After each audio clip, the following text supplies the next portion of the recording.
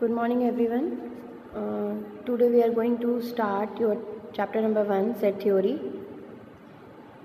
Those students who have not attended their online classes till now, they can see this video and can take help from this video to continue their remaining chapter. So what is set? Set क्या होता है? Set की जो definition होती है, set is a well defined collection of objects. ये जो line यहाँ पर लिखी हुई है यही हमारी सेट की डेफिनेशन होती है, ऑब्जेक्ट्स का वेल डिफाइंड कलेक्शन. ठीक है, अब बात आती है वेल डिफाइंड की और कलेक्शन की. क्या मतलब है? एज यू नो, जैसे घर पे कभी आपको घर के सामान की लिस्ट बनाने के लिए बोले तो आप एक लिस्ट बनाते हो, पेपर लेते हो, पेपर पे सामान लिखना शुरू कर देते हो कि इस मंथ में हमें घर पे ये लेके आना है, ये लेके आना है, ये लेके आना है. ठीक है, तो बस आप वहीं से कोरिलेट कर सकते हो सेट को. सेट भी एक तरीके से लिस्ट ही होती है, बट वो लिस्ट कैसी होनी चाहिए? वेल डिफाइन होनी चाहिए. वेल डिफाइन का क्या मीनिंग है वो भी अभी बताऊंगी एग्जाम्पल से. और वो लिस्ट को लिखने का एक तरीका होता है. वो लिस्ट हम कैसे लिखते हैं? आपने 3 टाइप्स के ब्रैकेट पढ़े हैं, round bracket, square bracket and curly bracket. तो सेट लिखने के लिए हम कर्ली ब्रैकेट यूज़ करते हैं. ठीक है, अब वो सेट किसी भी चीज़ का हो सकता है, वो ऑब्जेक्ट्स का हो सकता है, नेम्स का हो सकता है. ठीक है, number of days of week हो सकता है, मंथ्स नेम का हो सकता है, स्टूडेंट्स नेम का हो सकता है, नंबर्स का हो सकता है, किसी भी चीज़ का हो सकता है वो सेट. ठीक है, इस कंट्री में जितनी भी रिवर्स फ्लो कर रही हैं उनका सेट हो सकता है, डिफरेंट टाइप्स ऑफ ट्रायंगल्स का सेट हो सकता है. तो सपोज़ फर्स्ट 5 नेचुरल नंबर का सेट है, तो 1 2 3 4 एंड 5. तो ब्रैकेट क्लोज, कर्ली ब्रैकेट हम क्लोज कर देंगे. तो ये हमारा क्या बन गया? एक सेट बन गया. ठीक है, तो सबसे पहले तो आपको ये देखना है कोई भी इंफॉर्मेशन दी है तो वो सेट बनेगा या नहीं बनेगा. अगर वो जो भी इंफॉर्मेशन क्वेश्चन में हमें दी है उसको हमें ये चेक करना पड़ेगा वो चीज़ वेल डिफाइंड है या नहीं है. वेल डिफाइंड का मतलब है कि अगर मैं अलग अलग लोगों को वो लिस्ट बनाने के लिए बोलूँ तो वो लिस्ट हर किसी की सेम होनी चाहिए. ऑर्डर आगे पीछे हो सकता है, जैसे घर का सामान लिखना है तो किसी ने राइस पहले लिख दिया तो किसी ने पल्सेस बाद में लिखी हैं. ठीक है, किसी ने कुछ और सामान बाद में लिख दिया, किसी ने कुछ पहले लिखा है. बट ऑर्डर इम्पॉर्टेंट नहीं है, बट क्या होना चाहिए? लिस्ट सेम होनी चाहिए.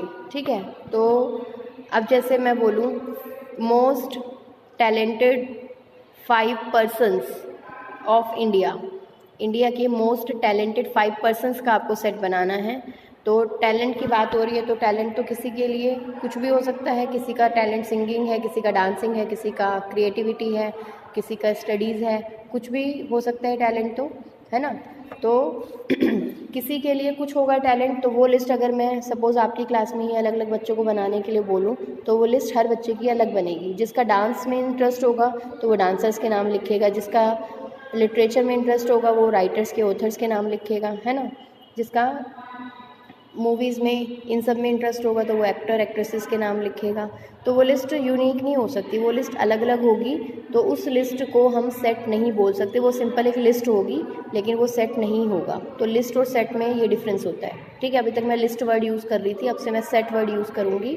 तो सेट का मतलब है data collection should be well defined. जो भी हम ऑब्जेक्ट्स का कलेक्शन ले रहे हैं, लिस्ट बना रहे हैं, वो लिस्ट जो होती है वो वेल डिफाइन होनी चाहिए. ऐसा नहीं है किसी के लिए कुछ, किसी के लिए कुछ. ठीक है, अब ऐसे ही मैं बोलूँ मोस्ट ऑनेस्ट, या सपोज़ मैं बोल रही हूँ मोस्ट टैलेंटेड 5 बैट्समैन. 5 बैट्समैन की लिस्ट बनानी है जो मोस्ट टैलेंटेड हो या जिनकी परफॉर्मेंस बहुत अच्छी हो. तो जिसको जो पसंद होगा वो लिख देगा. किसी के लिए सचिन तेंदुलकर अच्छा होगा आज के लिए, आज की डेट में, किसी के लिए धोनी अच्छा होगा, किसी के में विराट कोहली अच्छा होगा. तो सबकी लिस्ट अलग अलग बनेगी, तो वो सेट नहीं है. तो सबसे पहली बात तो है कि सेट बन सकता है या नहीं बन सकता, वो जो कलेक्शन हम बनाने जा रहे हैं वो वेल डिफाइंड है या नहीं है. ठीक है, सेट थ्योरी पे ये आप देख रहे हो आपकी बुक का, NCERT की बुक का चैप्टर 1 का फर्स्ट पेज है. जॉर्ज कैंटर ने बहुत काम किया हुआ है सेट थ्योरी को डेवलप करने में 18th सेंचुरी में. ठीक है, और he was the first who encountered या who work on the problems on trigonometric series. तो अभी तो हमें सेट के बारे में ही पढ़ना है, सेट क्या होता है. अब जैसे यहाँ पे कुछ एग्जांपल्स लिखे हुए हैं नीचे देखो. Odd natural numbers less than 10.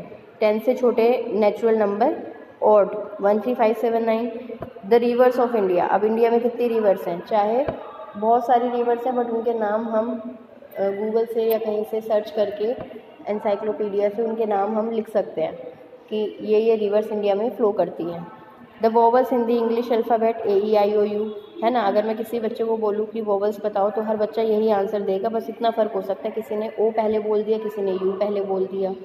Various kinds of triangle, triangle के जितने भी काइंड्स होते हैं जैसे कि scalene triangle, isosceles triangle, equilateral triangle, right angle triangle, acute angle triangle, obtuse angle triangle, isosceles right angle triangle, तो जितने भी टाइप के ट्रायंगल पॉसिबल है उन सब के नेम।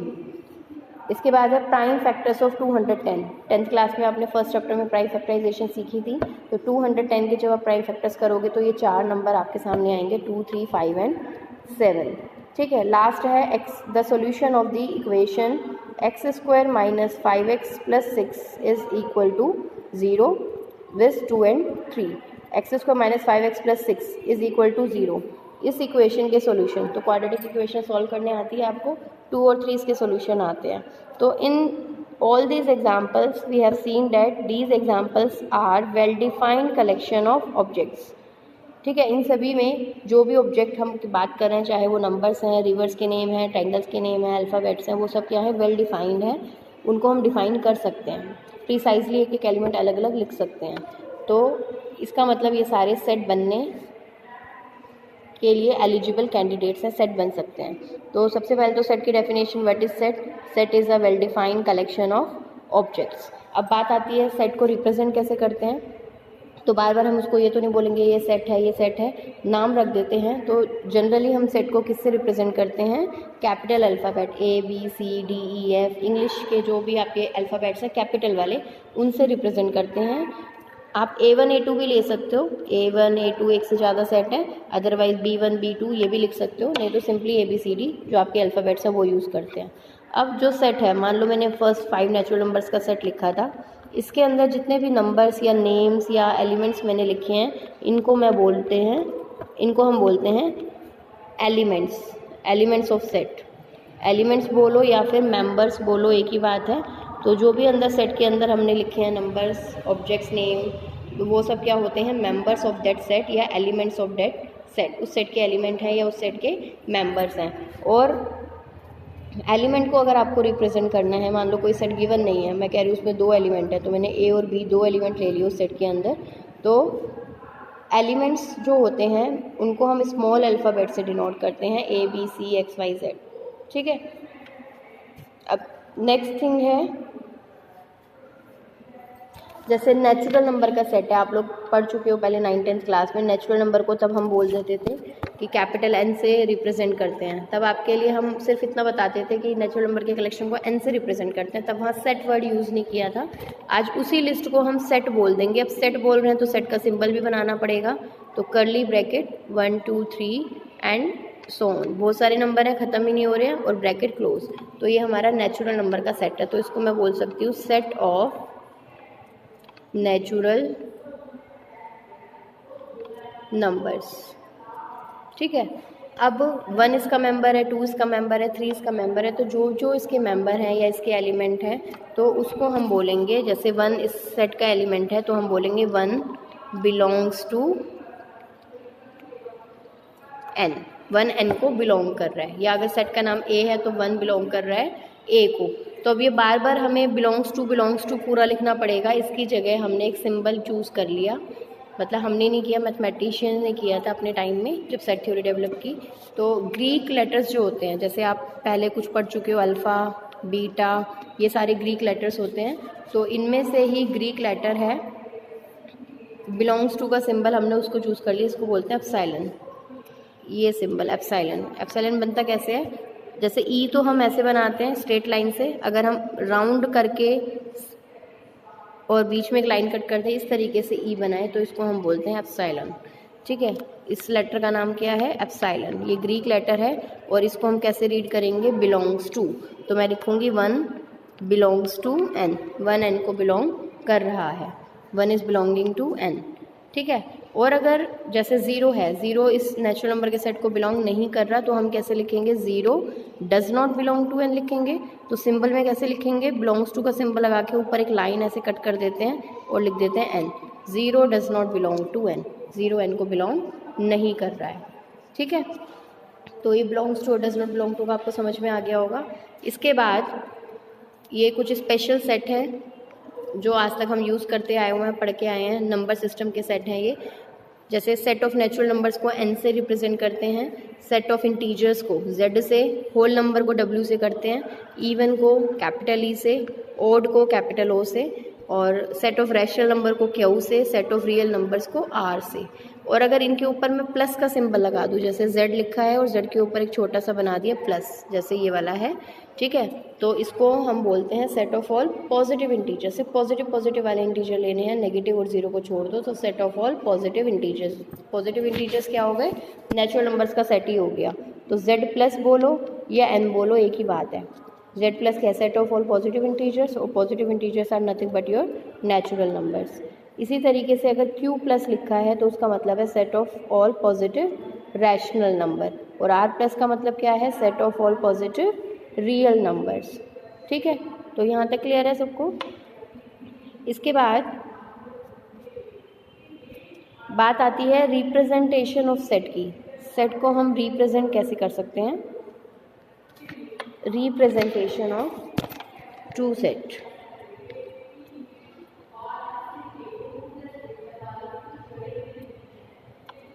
रिप्रेजेंटेशन ऑफ सेट, तो सेट को रिप्रेजेंट करने का, लिखने का दो तरीके होते हैं। Number one is roster form,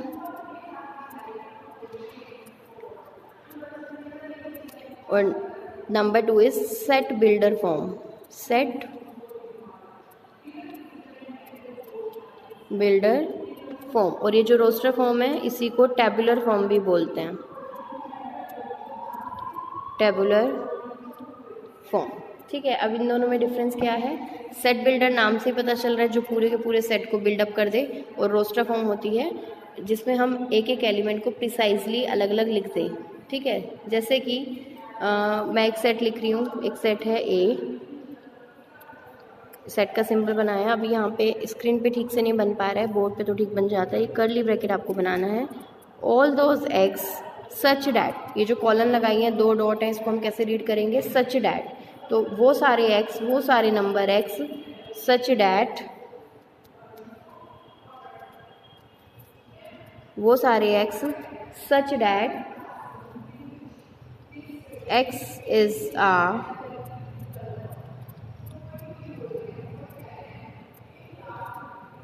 natural number. ठीक है, वो सारे एक्स हमें लेने हैं कि जो एक्स कौन से हैं, नेचुरल नंबर हैं, वो सारे नंबर जो कि नेचुरल हैं। तो इसी सेट को अगर मैं एक एक एलिमेंट इसका लिखना शुरू करूँ तो 1 2 3 4 ऐसे लिखेंगे, तो ये हमारा सेट, दोनों सेट सेम है, लिखने के तरीके अलग अलग हैं, रिप्रेजेंटेशन अलग अलग है, बट सेट दोनों सेम है। तो ये जो पहले नंबर पे मैंने सेट लिखा है ये है हमारा set builder form. Set builder form में क्या होता है, ये सेट अगर हमें लैंग्वेज की फॉर्म में या सिंबल्स की फॉर्म में देता है, वर्ड्स में लिख के देता है, और उसमें से हम पूरा का पूरा सेट बिल्डअप कर सकते हैं, एक एक एलिमेंट प्रिसाइजली लिख सकते हैं। और इसी की रोस्टर फॉर्म है, रोस्टर फॉर्म में एक एक एलिमेंट हमें अलग अलग दिखाई देगा कि हाँ 1 है, इसके अंदर 2 है, 3 है। ठीक है, जैसे कि मैं बोलूँ the set of all boys in 11th class, 11th class में जितने भी बॉयज़ हैं उनका सेट, तो ये भी एक सेट है, ये सेट की सेट बिल्डर फॉर्म हो गई। और अगर इसी को रोस्टर फॉर्म में लिखना हो तो हमें क्या करना पड़ेगा, ब्रैकेट लगा के सारे जितने भी बॉयज़ हैं 11th क्लास में उनके नेम्स कॉमा लगा के कर्ली ब्रैकेट के अंदर लिखेंगे, तो वो इसकी हो गई रोस्टर फॉर्म। तो ये मेजर डिफरेंस होता है रोस्टर और सेट बिल्डर फॉर्म में। तो क्वेश्चन ऐसे आता है कि सेट बिल्डर फॉर्म बताओ और रोस्टर फॉर्म बताओ। तो ये देखो दो तरीके से रिप्रेजेंट कर सकते हैं, रोस्टर फॉर्म और सेट बिल्डर फॉर्म। इसके बाद रोस्टर फॉर्म में the order in which elements are listed is immaterial, जो ऑर्डर हम लिख रहे हैं वो इमैटेरियल होता है, ऑर्डर का कोई इंपॉर्टेंस नहीं है, आप कैसे भी लिख सकते हो सेट को। मान लो मैंने लिखा सेट 2 4 6 और एक सेट मैंने लिख दिया 4 6 2, ये दो सेट मैंने लिखे हैं, तो ये दोनों सेट सेम है क्योंकि 2 इसमें है, इसमें भी है, 4 इसमें है, इसमें भी है, 6 इसमें है, इसमें भी है, ऑर्डर आगे पीछे हो गया, but these two sets are same. तो रोस्टर फॉर्म में ऑर्डर की कोई इंपॉर्टेंस नहीं होती है, ठीक है। अब जैसे set of vowels in English alphabet AEIOU, ठीक है। Set of all odd natural number 1 3 5, तो ये सब क्या है हमारे रोस्टर फॉर्म में लिख दिया। इसके बाद एक एग्जाम्पल और देखो, स्कूल वर्ड है, इसके अंदर जितने भी लेटर्स हैं उनका set, the set of letters forming the word school. तो S आ गया, C आ गया, H आ गया, O आ गया। O 2 बार है तो लिस्ट में, सेट के अंदर लिस्ट बना रहे हैं जब हम, तो 2 बार लिखने की नीड नहीं होती, हम सिर्फ एक ही बार लिखते हैं किसी भी एलिमेंट को, क्योंकि लिस्ट चल रही है। आपको कोई सामान खरीद के लेके आना है, आपको घर में आपकी मम्मी ने भी बोल दिया सामान लेके आना है, लिस्ट में लिख लो, और वही सेम आपकी बड़े सिस्टर या ब्रदर ने भी बोल दिया, तो आप सामान तो एक ही लेके आओगे ना, 2 नहीं लेके आओगे। तो इसी तरीके से जब हम सेट के अंदर लिस्ट बनाते हैं तो कोई चीज़ अगर रिपीट हो रही है तो उसको एक ही बार लिखते हैं, ठीक है। तो SSCHOL लिखो या HOLCS लिखो, अल्फ़ाबेट्स को आगे पीछे कर दिया, बट दोनों सेम ही सेट हैं, ठीक है। अब जैसे ये वाला क्वेश्चन है x² + x - 2 = 0 इन रोस्टर फॉर्म, इसको रोस्टर फॉर्म में लिखो। तो हमने पहले इक्वेशन सॉल्व करी, इसके 2 सॉल्यूशन निकाल लिए, 1 और -2। तो इसका जो सॉल्यूशन सेट है, इस इक्वेशन का सॉल्यूशन सेट है, उसको रोस्टर फॉर्म में कैसे लिखेंगे, सेट का सिंबल बनाया 1, -2, तो ये हमारा आंसर हो गया, ठीक है। तो एक्सरसाइज 1.1 अब आप कर सकते हो। इसके रिमेनिंग क्वेश्चन हम नेक्स्ट वीडियो में डिस्कस करेंगे, ठीक है, और रिमेनिंग टॉपिक्स भी। Till then take care.